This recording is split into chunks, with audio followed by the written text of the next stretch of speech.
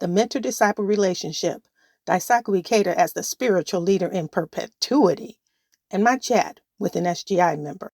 Hi, I'm Lavora Perry. As a Nichiren Buddhist, I chant the title of the Lotus Sutra, Nam Myoho Renge Kyo. That translates as devotion to the wonderful law of the lotus flower teaching of the Buddha.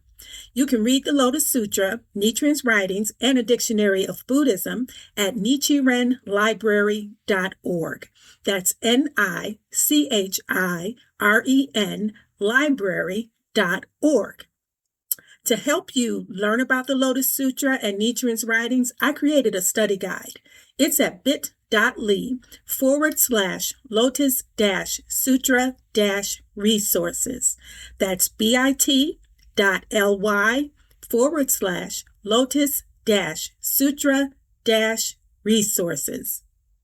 All right, so this presentation is on two things. It's on the mentor-disciple relationship, and it's on the statement by the Soka Gakkai that Daisaku Ikeda, their president, who's now dead, is their spiritual leader in perpetuity. So I was thinking about this whole mentor-disciple relationship thing. So what the SGI teaches is this. It says in their constitution, this is sokaglobal.org, their main website. This organization shall regard Ikeda Sensei as the mentor of worldwide Kosen Rufu and the president and spiritual leader of the SGI in perpetuity. This organization shall regard Ikeda Sensei as the mentor of worldwide Kosen Rufu and the president and spiritual leader of the SGI in perpetuity. All right, so it was Claude AI that helped me figure this out, because when I left the SGI, I knew that the mentor-disciple relationship was something the SGI made up. And the reason I knew that was because I had read the Lotus Sutra. When Nichiren Buddhists do a prayer every morning and evening where we recite parts of chapter 2 of the Lotus Sutra and part of chapter 16 of the Lotus Sutra. And in chapter 2, in a part that begins, the true aspect of all phenomena can only be shared and understood between Buddhas. This reality consists of appearance, and then there's a whole list. It's called the 10 factors. That list is the 10 factors. And then I also knew in chapter 16, the Buddha begins with, since I attained Buddhahood, and that's where the Buddha, for the first time, explains that his life condition of Buddhahood wasn't something he attained in India. Like, that's when he got it. But actually, this was his eternal self. And this is who he's been eternally. And because of oneness, that means that's who we are eternally, is Buddhas. Okay, so in chapter 2, with the true aspect of all phenomena, that explains the concept of oneness. And in chapter 16, we learn about the eternity of life, and that our life as a Buddha is eternal. All right. So I knew that. And it was when I first started practicing and read that, because that's not in English for our morning and evening prayers, Nichiren Buddhist. I read it because I wanted to know what I was saying. And when I read that, that's when I realized, wow, this is really deep. Not only was it really deep, but it answered the two questions that I had about life that I wondered about, like the things I really wanted the answer to, that, this yearning. Why am I here? Well, the Buddha said you're here to attain enlightenment, to help others do the same. And what happens to me when I die? And the Buddha said, you don't. And that's when I read that part, when I read what we do during our morning and evening prayer, chapter 2 and chapter 16, that was when I realized that this chanting Nam Myoho Renge Kyo, the title of the Lotus Sutra, was a big deal, that it was very profound. And that's what made me want to continue to practice this Buddhism. So I knew, because I read Nichiren's writings, and I read the Lotus Sutra. I read Nichiren's writings more, but I read the parts that I just told you about. And I read parts of the Lotus Sutra that Nichiren talked about. Like, if he would talk about something, I'd go back to the Lotus Sutra and read it. So I knew that there was no term mentor and disciple relationship in Nichiren's writings or the Lotus Sutra. I knew the SGI made it up, But it wasn't until Claude AI said what it said that I realized how bad that was. What happened is I've been doing this role play with Claude where I would like pretend to be an SGI member and ask questions and see what Claude would say. Because SGI members have been coming onto my Facebook and challenging me. And so I would take the question, like when I first started doing this role play thing, I took the questions the things they said to me and post them as if I was an SGI member. So I'd be like, this former SGI member said blah, blah, blah, blah, blah. And then I would let Claude respond. And the former member was me. And so at one point I asked about the mentor-disciple relationship. Claude ended up telling me where it came from, which was from the relationship between the bodhisattvas of the earth and the Buddha. So the bodhisattvas of the earth, which I was familiar with, I knew this concept and actually felt very connected to it. In chapter 13, the Buddha is saying, who's going to propagate this teaching in the evil age to come? That fits 500-year period, the latter day of the law, our age, where he described it as the age of fear and evil. So he was asking his disciples, he was saying, I'm going to die soon. I need to know who's going to appear in the future and protect this teaching and teach this teaching. So many of his disciples were like, we'll do it, we'll do it, we'll do it. And then, and so then there's a chapter after that, teacher of the law, that's chapter 14. And then in chapter 15, these bodhisattvas, another group of them says, we'll do it, we'll show up in the future. And then this is what happened. I'm just going to read you this part.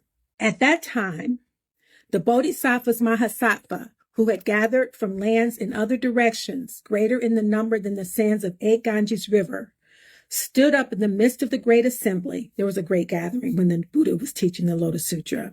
Beings from this planet and beings from throughout the universe, and then beings that aren't real, like heavenly beings and demons. And, just there was a gugab of people, more than you could actually, beyond calculation. So they were all listening. So these bodhisattvas come up. So at that time, the bodhisattvas Mahasattva, who had gathered from lands in other directions, greater in number than the sands of 8 Ganges rivers, stood up in the midst of the great assembly, pressed their palms together, bowed in obeisance, and said to the Buddha, World-honored one, if you will permit us in the age after the Buddha has entered extinction to diligently and earnestly protect, embrace, read, recite, copy, and offer alms to this sutra in the Saha world, meaning our world, we will preach it widely throughout this land. So the Saha world is the world of suffering. It's the world we live in.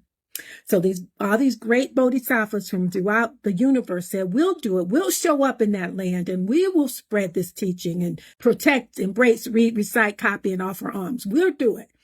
And so then the Buddha said to the bodhisattvas Mahasattva, leave off, good men. There is no need for you to protect and embrace this sutra. Why? Because in this Saha world of mine, there are bodhisattvas Mahasattva who are as numerous as the sands of 60,000 Ganges rivers. So that's the sand, 60,000 rivers, just the sand of that many rivers. So there's a whole lot. And each of these bodhisattvas has a retinue equal to the sands of 60,000 Ganges rivers, mean their followers. So they have a lot of followers. After I have entered extinction, these people will be able to protect, embrace, read, recite, and widely preach this sutra. When the Buddha spoke these words, the earth of all the billion lands of the Saha world trembled and split open, and out of it emerged at that same instant immeasurable thousands, 10,000s, millions of bodhisattvas Mahasattva. The bodies of these bodhisattvas were all golden in hue, with the 32 features and an immeasurable brightness. So that golden hue and 32 features, that's how the Buddhas described. That's how Buddhas that appear in the Lotus Sutra are described. So in other words, these bodhisattvas looked like Buddhas. Previously, they had all been dwelling in the world of empty space underneath the Saha world. But when these bodhisattvas heard the voice of Shakyamuni Buddha speaking, they came up from below. Each of these bodhisattvas Each of these bodhisattvas was the leader of his own great assembly, and each one brought with him a retinue equal in number to the sands of 60,000 Ganges rivers, to say nothing of those who brought retinues equal to the sands of 50,000, 40,000, 30,000, 20,000, or 10,000 Ganges rivers, or a retinue is equal to as little as the sands of one Ganges river, half a Ganges river, 1/4 of a Ganges river, or as little as 1 part in 1,000, 10,000, 1,000,000 nayutas of a Ganges river, or those whose retinue was only 1,000, 10,000 million nayutas, or only 1,000,000 10,000, or only 1,000 10,000, 100 10,000, or just 10,000, or only 1,000 10,000, 100, or just 110,000, or just 10,000, or only 1,000, 100, or 10, or who brought with them only 5, 4, 3, 2, or 1 disciple, or those who came alone, preferring to carry out solitary practices. Such were they then, immeasurable, boundless, beyond anything that can be known through calculation, simile, or parable. So that's the mentor-disciple relationship between the Buddha and those bodhisattvas who emerged from the earth, who said they would appear in the latter day of the law, in the 5th 500-year period, in the evil age to come, in our age, to practice and spread this teaching. So that's us. If we are reading, reciting, protecting, copying the Lotus Sutra. If we're not doing that, it's not us. So in chapter 22, entrustment, that's the chapter where the Buddha specifically entrusts these bodhisattvas with propagating this teaching, practicing and propagating this teaching in the future, this teaching being the Lotus Sutra. So here's what entrustment says, chapter 22. At that time, Shakyamuni Buddha rose from his Dharma seat and, manifesting his great supernatural powers, with his right hand, patted the heads of the immeasurable bodhisattvas Mahasattva and spoke these words.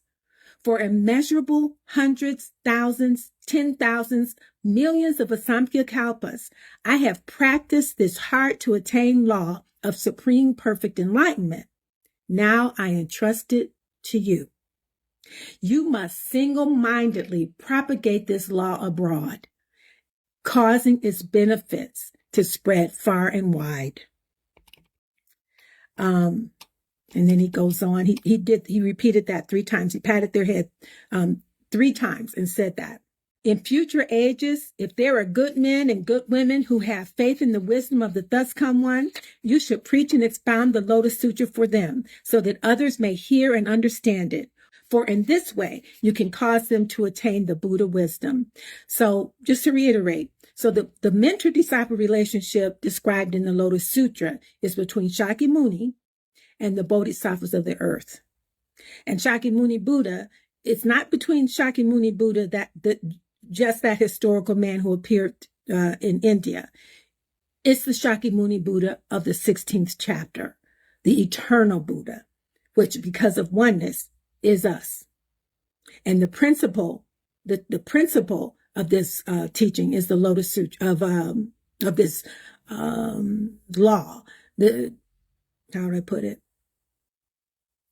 The law is the Lotus Sutra, a teaching, a principle, eternal. And the way I see that is what I said before about bodhisattva never disparaging. This eternal practice of viewing yourself as an enlightened being and viewing all others that way and practicing that behavior. This is the eternal teaching that is our true mentor. And the Buddha says that in a Teacher of the Law chapter. So what he says in this chapter, which is chapter 10, he says, all bodhisattvas who attain supreme perfect enlightenment in all cases do so through this sutra. All bodhisattvas who attain supreme perfect enlightenment in all cases do so through this sutra. So right there, the Buddha is saying that the teacher of a Buddha, because, bodhisattvas become Buddhists, and we are all Buddhists, is what he said in chapter 16 and also chapter 2. So we become Buddhists through practicing the Lotus Sutra. That's our teaching. That's our teacher. That's our eternal mentor. It's this sutra, which is beyond words.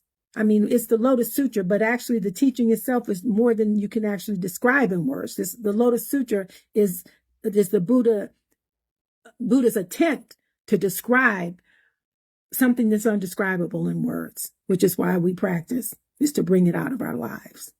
So our mentor, our teacher, according to what the Buddha said right here, is the Lotus Sutra. But according to what the SGI says, in perpetuity, the mentor is Daisaku Ikeda. In perpetuity means forever. And the Buddha doesn't even say he's the teacher forever. He's saying the law is this principle of reverence for self and others. That's our eternal mentor. And the SGI says something else. But what I thought of was this. Okay, whoever came up with that constitution, which I guess was some committee, probably some committee of mostly men, Japanese or white men. There may have been some women on it. What I was thinking today is they're either around my age or not very much older than me or younger than me. Because the people who were my age when I was younger, they're like in their 80s now. The leaders now who came up with that, they're probably, like I said, either my age or younger. They never knew what the Lotus Sutra said. They weren't reading the Lotus Sutra. They were reading President Ikeda's stuff. That's why I quit the organization, because people weren't reading it.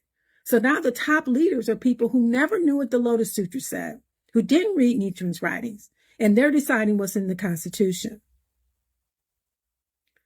And that's why things are so messed up, because the organization is based on people. The people that are leading the organization did not read the foundational text, the Lotus Sutra, which Nichiren was all about. He would say, don't take my word for it. You don't have to believe what I'm saying. Go to the Lotus Sutra and see what the Buddha said. It was the Buddha who said that the Lotus Sutra was his highest teaching, multiple times in the Lotus Sutra. So it's not just something, somebody's making up because they like it. The Buddha said that. And certainly the Buddha said, rely on the law and not upon persons. He said that in the Nirvana Sutra, which he preached after the Lotus Sutra. And when he preached the Nirvana Sutra, he just repeated what he said in the Lotus Sutra and said what I said in the Lotus Sutra was true. Because he'd already said previously, of all the sutras that I've taught in the past, any that I teach in the present, and any that I teach in the future, this Lotus Sutra is the highest. And he made similar statements. If you're a Nichiren Buddhist, that means you're a Buddhist of the Lotus Sutra. And the Soka Gakkai calls itself a Nichiren Buddhist organization, but doesn't base itself on the Lotus Sutra or Nichiren's writings. According to its own document, its own constitution, it's based on the teachings of Daisaku Ikeda. And Nichiren called that slander. And what slander is, and Claude AI helped me see this, but the way Nichiren uses it all the time isn't the way we normally think about slander. From Nichiren's point of view, slander means you're rejecting the Lotus Sutra. You're saying the Lotus Sutra isn't true. You're not basing what you do on the Lotus Sutra. That's not slander if you're not a Nichiren Buddhist, because you're already, if you're Christian or something, you're not saying that you're following the Lotus Sutra. But if you're a Nichiren Buddhist, you're saying that you are. And the Soka Gakkai is the largest organization in the world that calls itself a Nichiren Buddhist association. But it's in its own constitution, even though it calls itself that. What it says is, this organization shall regard Ikeda Sensei as the mentor of worldwide Kosen Rufu and the president and spiritual leader of the SGI in perpetuity. Kosen Rufu is spreading the teaching. So it's the Constitution, essential document of the SGI, clearly states this organization is not based on Nichiren Buddhism, which is based on the Lotus Sutra. It's based on Daisaku Ikeda. That's why you have all these members who don't know what the Lotus Sutra teaches. And one thing that Claude AI said is they don't even know they're supposed to know. And Claude AI was like, it's not their fault but it is actually. And this is why. It's kind of a two-pronged thing. They came into an organization that called itself Buddhist, that said it was a Nichiren organization. They read some materials that said it was based on the Lotus Sutra. Not a whole lot, because the SGI doesn't stress that. But they knew it was called a Nichiren organization. And they decided not to read Nichiren's writings. See, it's messed up what the SGI did. But these are people who decided, I'm a Nichiren Buddhist, and it's okay with me if I don't even know what Nichiren said, except for what's in SGI publications. When there were books available full of Nichiren's writings, the writings of Nichiren Daishonin, Volume 1 and Volume 2. I don't know how you reach people like that. Because what I've heard from them is, the way they have talked to me, the ones that have talked to me, is to defend Daisaku Ikeda. These are people who have pictures of Daisaku Ikeda on their Facebook pages. Claude was like, to me, I bet you don't have a picture of even the Buddha, do you? No, I don't, because I don't follow a person. In quoting the Nirvana Sutra, Nichiren quoted the Buddha as saying, rely on the law and not upon persons. And he said, rely on the law here means to rely on the sutras. And not relying on a person means not relying on any person other than the Buddha. The SGI does exactly the opposite of that. They completely rely on a person. They completely do not rely on the sutra. Because if you say rely on the sutras, then you're going to end up relying on the Lotus Sutra for the simple fact that the Buddha said that was his highest teaching. It supersedes all the other sutras. And the SGI does not do that. It does the opposite, which makes it a slanderous organization if you go by that definition of slander being rejecting.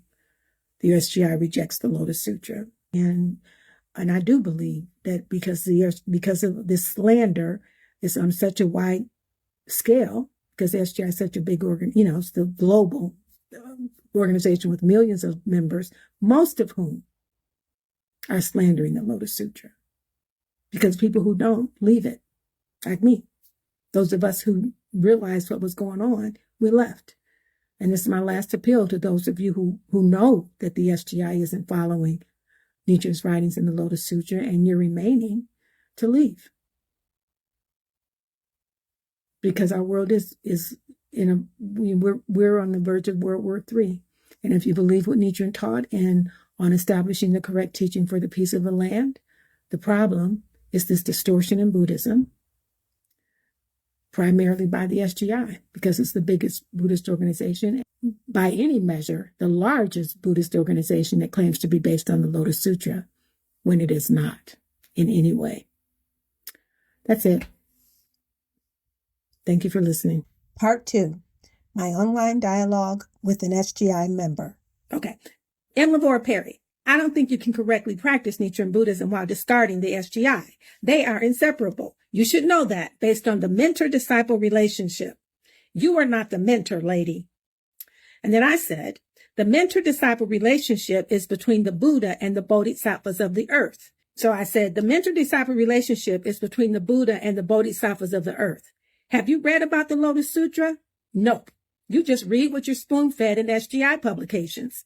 The SGI claims to be a Nichiren Buddhism organization, but your constitution literally says Ikeda is your spiritual leader in perpetuity. That is a quote.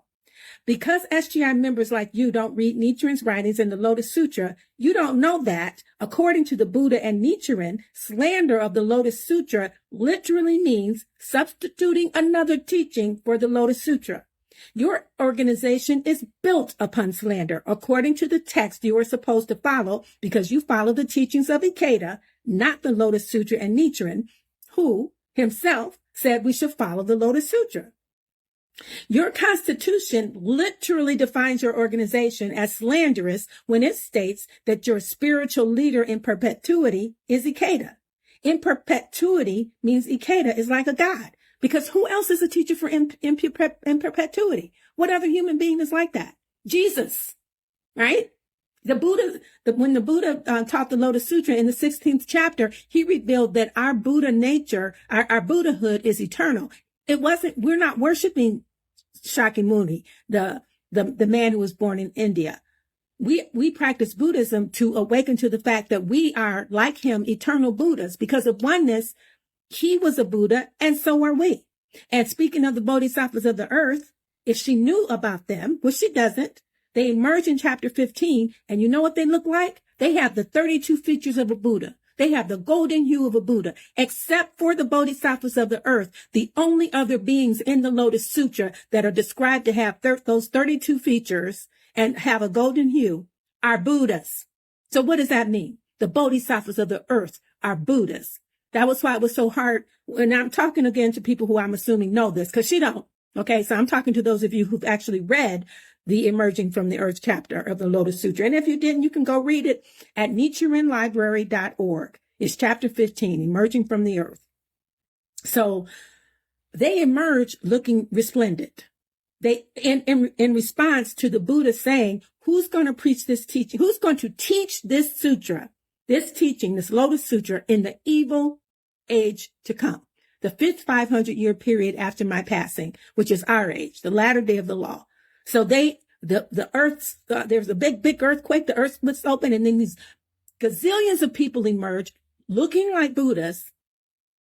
More than anybody who's there, there's beings gathered from throughout the universe has ever seen, like an enormous number. The Lotus Sutra is full of all these big numbers, just like to blow your mind and let you know we're not talking about your regular perception here. We're talking about something way beyond what you can perceive. So there's all these big numbers in the Lotus Sutra. So there's all these millions of people, billions, gazillions, a number that we don't even have words for, that many people. And then, the people who are watching all this happen are like, who are these people? And where'd they come from? They saw them come up out of the earth. And the Buddha said, with regard to this great multitude, I now say this to you, Ajita. These bodhisattvas, mahasattvas, who in immeasurable and countless asamkhyas have emerged from the earth and whom you've never seen before in the past. After I attained supreme perfect enlightenment in this Saha world, I converted and guided these bodhisattvas, trained their minds, and caused them to develop a longing for the way. So to repeat, when everybody watching was like, wow, where'd these people come from? The Buddha said, with regard to this great multitude, I now say this to you, Ajita, these bodhisattvas mahasattva, who in immeasurable and countless asamkhyas have emerged from the earth and whom you've never seen before in the past, after I attained supreme perfect enlightenment in this Saha world, I converted and guided these bodhisattvas, trained their minds, and caused them to develop a longing for the way. Okay? This just was mind-blowing to everybody because there were so many of them. And like I said, they looked like more of a Buddha than the Buddha. They looked like they should be his teacher. But yet he's saying he trained them in the past. What the other confusing part about that was there's too many of them. He'd only been preaching for 40 years. He started when he was 30 and now he's 70. There were too many people for any human to teach in that amount of time. It was impossible. It's more people than they'd ever seen ever. More people than existed on the planet. So how did you teach all these people? And that's when in chapter 16, he reveals, no, I did not attain enlightenment for the first time in India when I was 30, but in fact, I've been a Buddha eternally. And so have you. This is like the crest of a huge scene in the Lotus Sutra, one of the most sacred scenes in the Lotus Sutra. And the SGI has distorted it by making members think that the mentor-disciple relationship is about basing everything in perpetuity on what Daisaku Ikeda teaches. And the proper way to be a disciple is to follow him. Daisaku Ikeda purposely took this essential part of the Lotus Sutra and inserted himself into it. And this woman who messaged me yesterday is referencing that, not knowing what she's talking about. And just the last thing I want to say about the bodhisattvas emerging from the earth, So that was chapter 15. So in chapter 22, entrustment, and I talked about this yesterday, but I'm revisiting it because now I'm going to show you what this woman said. I'm going to keep reading what she said. But in entrustment, that's when, which is chapter 22, the Buddha specifically entrusts the Lotus Sutra to the bodhisattvas who emerged from the earth, this is what happens. At that time, now understand, he said these were his disciples from the remotest past, from time without beginning. He said, at that time, Shakyamuni Buddha rose from his Dharma seat and manifesting his great supernatural powers with his right hand, patted the heads of the immeasurable bodhisattvas Mahasattva and spoke these words. For immeasurable hundreds, thousands, 10,000s, millions of Asamkhya Kalpas, I have practiced this hard to attain law of supreme perfect enlightenment. Now I entrust it to you. You must single-mindedly propagate this law abroad, causing its benefits to spread far and wide. In future ages, if there are good men and good women who have faith in the wisdom of the thus come one, meaning the Buddha, the wisdom of the Buddha, you should preach and expound the Lotus Sutra for them, so that others may hear and understand it. For in this way, you can cause them to gain the Buddha wisdom. So what does the Buddha tell us to do? To teach. Okay. She's telling me you're not the mentor lady. Well, the Buddha said that I am. And not only me, but anyone who tries to the best of their ability. That's what Nichiren said, to teach others to the best of your ability. We are doing that. Not only that, but because of oneness, which is taught in chapter 2 of the Lotus Sutra, beginning with the phrase, the true aspect of all phenomena, we're all teachers and we're all students. But the SGI has got members' minds twisted, believing the only true teacher is Daisaku Ikeda. She said, M. Lavore Perry, I don't think you can correctly practice Nichiren Buddhism while discarding the SGI. They are inseparable. You should know that based on the mentor-disciple relationship. You are not the mentor lady. Okay, so let's see. I read all that part. All right. Your constitution literally defines your organization as slanderous when it states that you're spiritual leader in perpetuity. If you're just coming on, that's what the constitution of the Soka Gakkai says on its website, Soka Global. It says that Daisaku Ikeda is shall be regarded as the president and spiritual leader in perpetuity. That's the quote. Spiritual leader in perpetuity. Forever. In perpetuity, I said, means Ikeda is a god. That's where I left off. Because who else, if he's the one who teaches in perpetuity and you're not and no one else is, then he's not like everybody else. He is a supreme being. This is cult mentality, I said. I made a video about this yesterday. But I have no faith that a person like you who committed yourself to a person, Ikeda, without bothering to read the text that Nichiren Buddhism is based on, the Lotus Sutra, will listen to or understand what I'm saying. You would have to be a critical thinker to do that, not a blind follower. The Buddha said, rely on the law, the Lotus Sutra, and not upon persons. SGI members rely on a person, Ikeda, and not upon the law. So you're not a Buddhist. You are an Ikedaist. That's what SGI member means. I blindly follow dear leader. So again, this video isn't for people like this woman, because ain't nothing I can say to her. If she heard all, she did. I'm gonna show you how she replied. This is for those of you who know this sounds ridiculous and are still in the SGI. It's time to get out, because what she's saying to me is 100% what every single SGI member who's tried to tell me that what I'm saying is wrong has done, which is to say crazy shit. And when I ask for quotes from the Lotus Sutra and Nichiren, act like I didn't ask for that. All right. I said, I bet $100 if you reply to me, it will be some drivel about how great your cult and cult leader are. You probably couldn't quote the Buddha if your life depended on it. Yet you are supposedly a Buddhist. Okay, here's her reply. Hey, M. Lavora, in case you deleted my post before my second edit, which I hadn't, I wanted to make sure you received the writings that I suggested. I'm sure that they will provide a good start toward educating yourself about the Lotus Sutra, Nichiren Daishonin, and the SGI. These books were published by SGI's Middleway Press.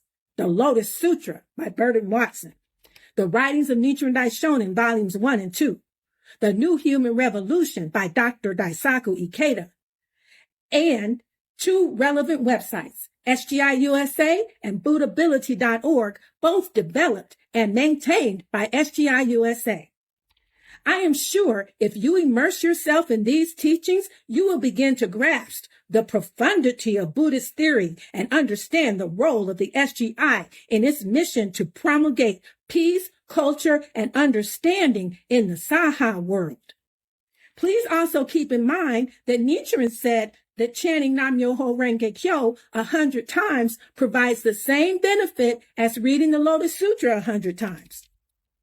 From your website, I see that you, quote, promote the Gohonzon. Please understand that the Gohonzon was conferred to you by the SGI, loaned to you for the duration of your lifetime. As long as you chant to the Gohonzon, you will have an eternal connection to the SGI. As such, I encourage you to get your head straight about these matters instead of slandering the SGI all the time. If you have further questions about Buddhist theory, history, or the SGI, please do not hesitate to contact me. Okay, she mentions the Lotus Sutra, the writings of Nichiren Daishonin, and then the New Human Revolution as if they're on the same level. Now you're talking about the Lotus Sutra, the foundation of the highest teaching of Buddhism, according to the Buddha himself. In the Lotus Sutra, the Buddha kept saying, this is my highest teaching. And I want to stress that because there's different types of Buddhism and the people might get offended by saying the Lotus Sutra is the highest teaching of Buddhism. But the person who said that repeatedly was the Buddha. All right? And we're Buddhist. We're Nichiren Buddhists, which means we're Buddhists of the Lotus Sutra. So she lists the Lotus Sutra and then Nichiren, because we're Nichiren Buddhists, which means we chant Nam-myoho Renge Kyo, the title of the Lotus Sutra. And Nichiren constantly said, read the Lotus Sutra. Nichiren said, don't take my word for it. Go back and read the Lotus Sutra. So she lists, these are books she's telling me to read. The Lotus Sutra, Nichiren's writings, and then President Ikeda's 20,000 million volumes of this fictional story of his life, the human revolution, as if they're the same. As if the Lotus Sutra, the writings of Nichiren, and the New Human Revolution, a fictional novel in which Daisaku Ikeda is the hero that has no flaws. It's the fictional novel. This is what got me started making these videos in the first place. Because Nichiren, on establishing the correct teaching for the peace of the land, said that when you slander the Lotus Sutra, and slander doesn't mean say bad things about it, like you think I'm slandering the SGI. Slander means you replace another teaching with the Lotus Sutra. And Nichiren said, in on establishing the correct teaching for the peace of the land, when all kinds of disasters were happening in Japan, that the problem was people were slandering the Lotus Sutra. She says, from your website, I see that you promote the Gohonzon. Please understand that the Gohonzon was conferred to you by the SGI. Actually, this is what Nichiren said about the Gohonzon. Never seek this Gohonzon outside yourself. This Gohonzon exists only within the mortal flesh of ordinary people who embrace the Lotus Sutra and chant Nam-myoho Renge Kyo. So Nichiren said that the Gohonzon, again, exists within the mortal flesh of us ordinary people who embrace the Lotus Sutra and chant Nam-myoho Renge Kyo. So if you're not embracing the Lotus Sutra, you're not practicing the way Nichiren said with the Gohonzon. And she said, please keep in mind that Nichiren said chanting Nam-myoho Renge Kyo 100 times provides the same benefit as reading the Lotus Sutra 100 times. Okay, yeah, but Nichiren didn't say you just need to chant 100 times and you don't need to study.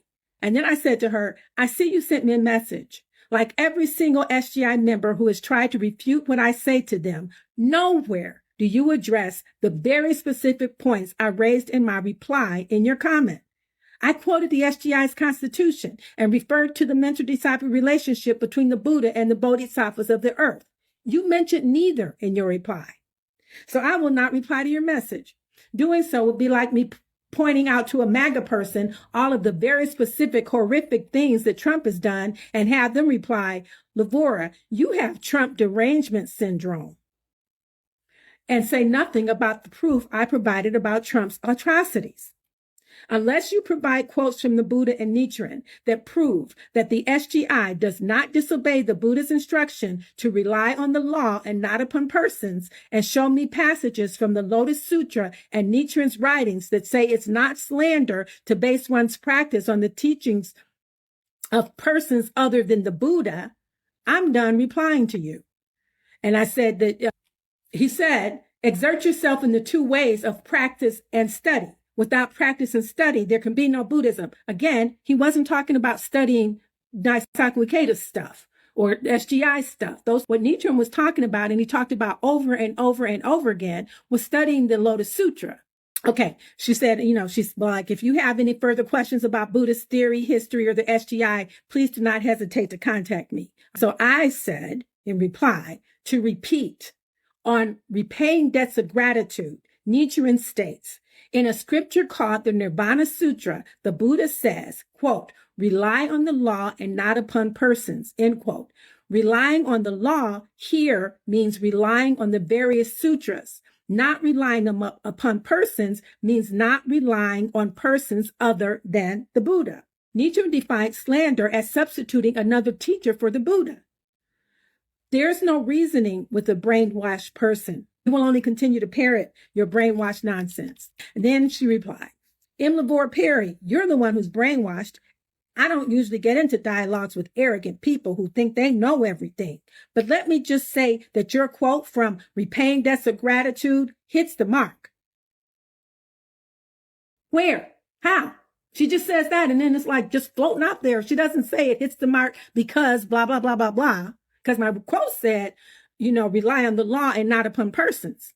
So she's not showing me where it's hitting any mark when the SGI is completely relying on a person according to their constitution. Where you fail is your incorrect interpretation of the mentor-disciple relationship in Soka Nichiren Buddhism.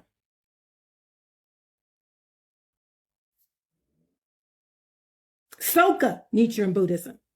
And I'm incorrectly interpreting the mentor-disciple relationship in Soka Nichiren Buddhism. They need to take the Nichiren Buddhism part out. This is Soka. It ain't even Buddhism, because Buddhism is based on what the Buddha taught.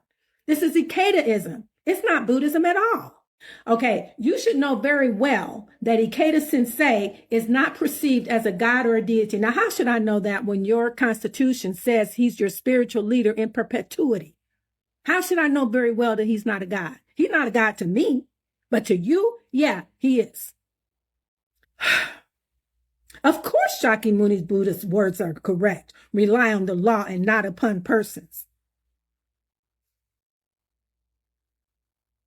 Because, she don't say that part. She goes on to talking about the SGI again, which is what I told you would happen. She says, the mission of the SGI is to guide people to the Gohonzon, to apply this faith to one's daily life, to bring forth the life condition of enlightenment through chanting Nam Myoho Renge Kyo and engaging in activities for Kosen Rufu.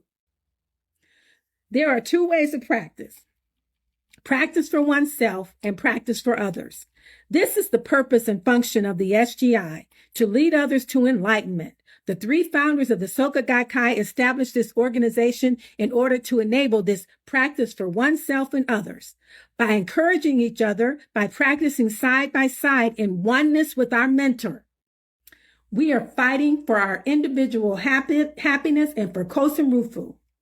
You, like anyone else, cannot attain enlightenment through intellectual means alone.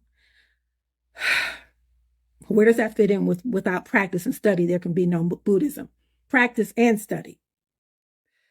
The Buddha said, read the Lotus Sutra. He said, read the Lotus Sutra over and over and over and over and over and over again in the Lotus Sutra. That's the lesson Shari Hatsu learned at the ceremony in the air. Okay, so she's talking about Shari Hatsu is the Japanese name of Shariputra. But was she talking about Shariputra learned this lesson at ceremony in the air? I have no idea what she means. She doesn't know what she means. Nor can you sit on a mountaintop, so to speak, by yourself and expect to become absolutely happy. It doesn't work that way, Lavora. The purpose of the SGI is to serve the members and all of humankind, not the other way around. I don't know what happened to you to make you turn against the SGI. This kind of stuff, what she's doing, this is the kind of thing that made me not want to be an SGI member. You can spout off all your knowledge and misunderstandings to your thousands of Facebook friends or wherever you have a mouthpiece.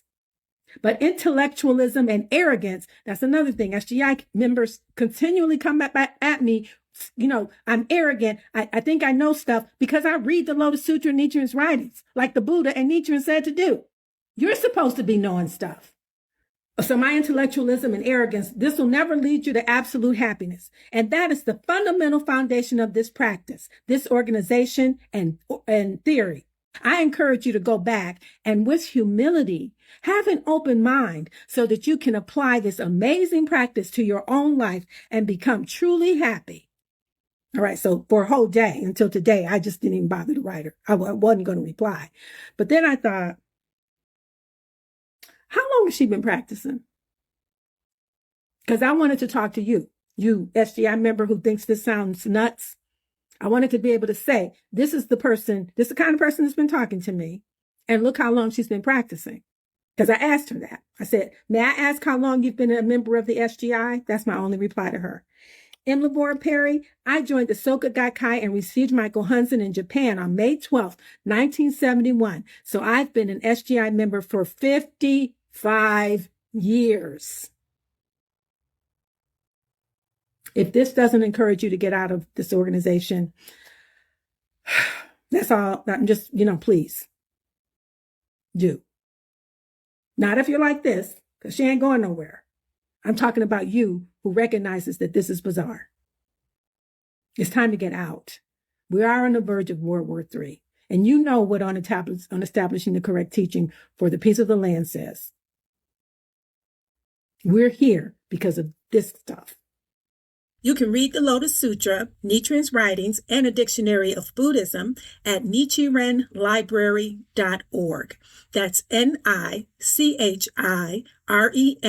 library.org.